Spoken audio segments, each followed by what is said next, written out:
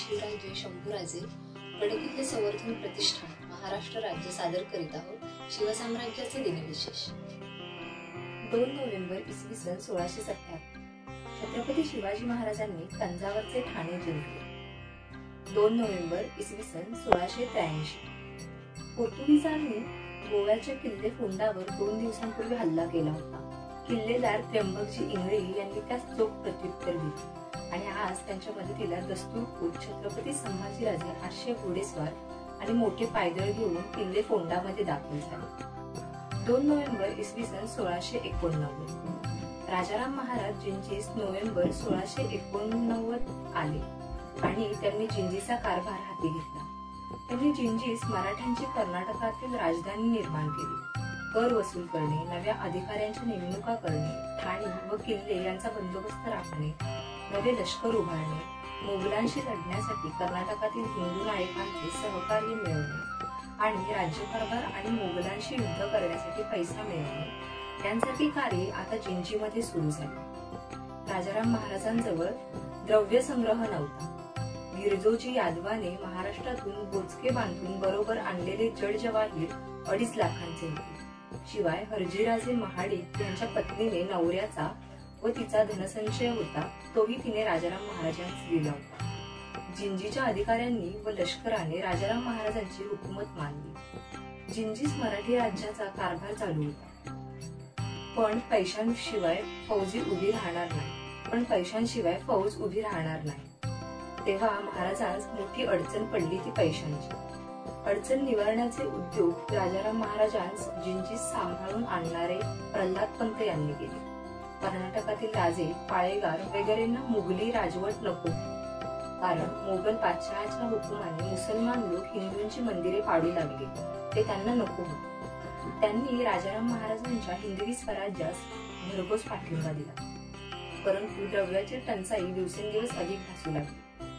मार्टिनच्या रोजनिशीत खालीलप्रमाणे प्रयत्न करून द्रव्य मिळवण्याच्या नोंदी सापडतात। द्रव्य मिळवण्यासाठी राजाराम महाराजांच्या प्रधान मंडळाने अनेक प्रयत्न केले।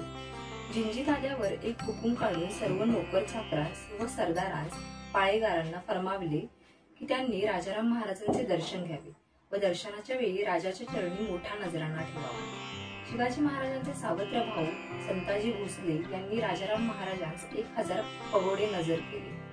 फ्रेंच आणि डच यांनी प्रत्येकी 1400 पगोड्यांचा ऐवज नजराणा म्हणून दिला। इंग्रजांनी मात्र 600 पगोडे किमतीचा नजराणा दिला। 2 नोव्हेंबर इसवी सन 1763 मराठे आणि निजाम यांच्यामधल्या राक्षस भुवन येथील लढाईवरून पेशवे माधवराव यांचे पुण्यात आगमन। निजामशाहीत त्याचे वर्चस्व वाढू नये म्हणून व त्याच वेळी निजामशाहीत चंचू प्रवेश करणाऱ्या फ्रेंचांचे वर्चस्व कमी करण्यासाठी बाळाजीने शक्य तेवढी खटपट केलेली दिसते। सिंदखेड येथे मराठा व निजाम अलीचे युद्ध होऊन निजामाच्या पराभवाने मराठ्यांना 25 लाख उत्पन्नाचा प्रदेश मिळाला। यावेळी निजाम अली व फ्रेंच सेनापती यांच्यात वितुष्ट येऊ नये म्हणून पुन्हा एकदा हत्याकांडात रूपांतर झालेले दिसते। पण यानंतर फ्रेंच सेनापती निजामाच्या राजकारणातून कायमचा बाहेर पडला। इसवी सन 1759 मध्ये सदाशिवराव भाऊने काढलेल्या मोहिमेत निजामाचा उदगीरच्या लढाईत पराभव होऊन मराठ्यांचा अंबड, फुलमडी, नांदेड इत्यादी 60 लाखांचा प्रदेश आणि अशेरी, मुल्हेर, दौलताबाद हे किल्ले आणि बऱ्हाणपूर, विजापूर एवढे प्रदेश मिळाले। तसेच निजाम अलीने एलिचपूर येथे व सलाबत जंगाने हैदराबादेस राहावे असे ठरले। त्यानंतर पानिपतचा पराभव व नानासाहेबांचा मृत्यू या घटना घडल्या।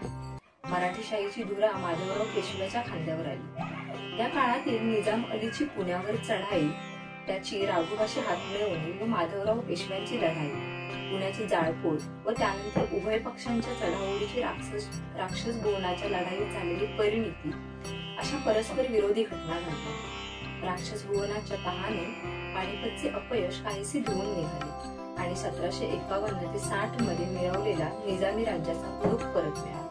2 नोव्हेंबर इसवी सन 1782 इसवी सन 1781 साली वाडीकर सावंत आणि कोल्हापूरचे छत्रपती यांचे संबंध बिघडताच पोर्तुगीजांना आपले घोडे पुढे दाखवण्यास संधी मिळाली। खेम सावंत तिसरा याने कोल्हापूरच्या छत्रपतींशी लढण्याकरिता पोर्तुगीजांकडे सैन्याची आणि दारुगोळ्यांची मदत मागितली। या मागणीनुसार पोर्तुगीजांनी सावंतांच्या मदतीस सैन्य रवाना केले, परंतु त्या सैन्याने सावंतांना मदत करण्याऐवजी डिचोलीस जाऊन तेथील किल्ल्यावर हल्ला करून तो घेतला। डिचोलीचा किल्ला हस्तगत झाल्यावर पोर्तुगीज सैन्याने साखळी वर केली। सावंतांच्या सैन्याने पोर्तुगीजांचा तीव्रपणे प्रतिकार केला। अखेर 14 तासांच्या प्रतिकारानंतर साखळीचा पोट पडला। त्यावेळी वाडीकर सावंत आणि कोल्हापूरचे छत्रपती यांच्यात युद्ध चालू झाल्याने सावंतांना पोर्तुगीजांचा समाचार घेता आला नाही, परंतु 1 वर्षाने त्यांनी गोळेली हे गाव परत घेऊन दिनांक 2 नोव्हेंबर इसवी सन 1782 या दिवशी साखळीचा पोटास वेढा घातला। पोट पडला, परंतु पोर्तुगीज सैन्याला कुमक आल्याने त्याने तो फिरून काबीज केला। साखळीच्या पोटास वेढा घातला।